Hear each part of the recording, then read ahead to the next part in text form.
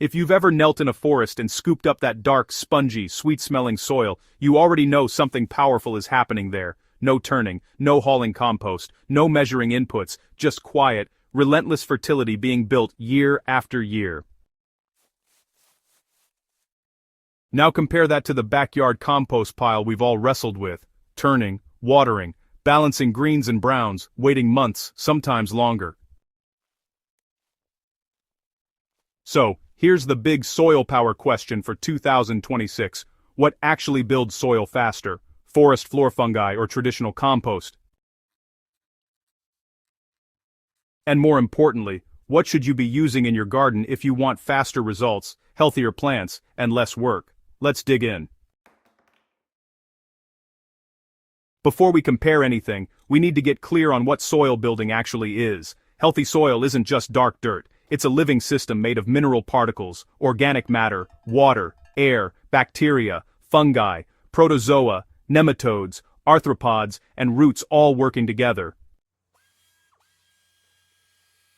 When we say build soil faster, we're really talking about three things: increasing stable organic matter, improving soil structure, and expanding biological activity that feeds plants long-term. Compost can do this, forest fungi can do this too, but they do it in very different ways, and at very different speeds.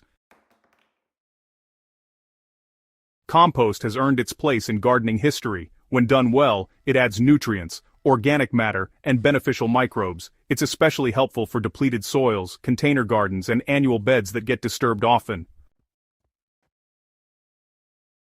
But compost has limits that honestly, many gardeners just don't talk about. Most compost is dominated by bacteria, not fungi. Now that's not necessarily a bad thing, but here's the deal: bacterial systems break down organic matter really fast, releasing nutrients quickly, and then, well, kinda burning out. In practical terms, compost feeds plants more than it builds long-term soil structure. You'll often notice this if you stop adding compost for a season or two. The soil just doesn't continue improving on its own. You have to keep topping up, year after year. That doesn't mean compost is useless, not at all. It just means compost is a short-term accelerator, not a self-sustaining soil engine. Now let's take a look at the forest floor. There are no compost piles, no turning, and no inputs trucked in, yet somehow soil depth increases year after year. So, why focus on fungi?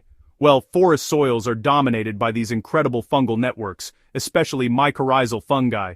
These organisms grow these long thread-like hyphae that, actually bind soil particles together into really stable aggregates. That means better structure, improved water retention, and way more carbon storage than bacterial systems can manage on their own. Fungi are also experts at breaking down tough stuff like wood, leaves, and lignin. Instead of burning up organic matter quickly, they lock carbon into the soil for years or even decades. Honestly, this is the secret that most gardens are missing. Now, here's where the 3 times faster idea really starts to make sense. Compost gives you a noticeable boost right away, but honestly, that effect kind of plateaus unless you keep adding more and more. Fungal-dominated systems might start a bit slower, but then they really accelerate as the network expands. Once it's established, fungal soil actually becomes self-feeding. Leaves fall, roots die back, mulch breaks down, and the fungi just keep processing it all, continuously. You're not rebuilding soil anymore, you're maintaining a living system that rebuilds itself. That's why forest gardens, food forests, and no-dig beds can improve so dramatically after just 2 or 3 seasons when you encourage those fungi. One thing I see all the time is gardeners unknowingly suppressing fungi. Frequent digging, heavy compost incorporation, and bare soil all disrupt fungal networks. Each time you till or mix compost deeply, you reset the system back to bacteria-dominated decomposition. The soil never gets a chance to mature. In contrast, forest-style systems rely on surface inputs. Organic matter is laid on top, not mixed in. Fungi colonize from the surface downward, exactly as they do in nature. If you've ever wondered why your soil looks great right after composting but compacted again a few months later, this is why. Here's the soil power truth. It's not compost versus fungi, it's compost with fungi, used correctly. Compost is best used as an inoculant and starter, not the main engine. Spread it in thin layers on the surface. You want finished, fungal-friendly compost. There's no need for deep mixing. But honestly, the real soil-building shift happens when you add materials the fungi love. Think woody mulches, leaf mold, ramial wood chips, or even partially decomposed forest debris. Heck, even cardboard topped with organic matter works. These inputs feed fungal networks that compost alone just can't sustain.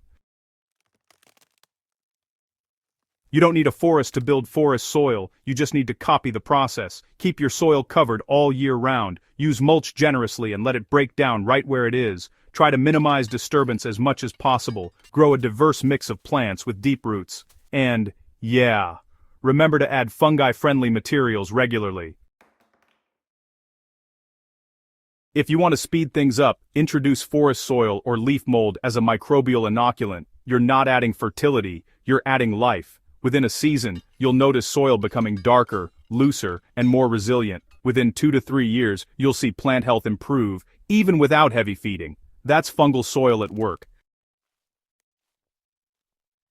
In 2026, the fastest soil builders aren't turning piles or chasing perfect compost recipes. They're cultivating underground ecosystems. Compost still has a place, but fungi are what turn organic matter into lasting fertility. When you shift your mindset from feeding plants to feeding soil life, everything changes. And once fungi take over, soil doesn't just improve, it compounds. That's how forests do it, and that's how smart gardeners do it too.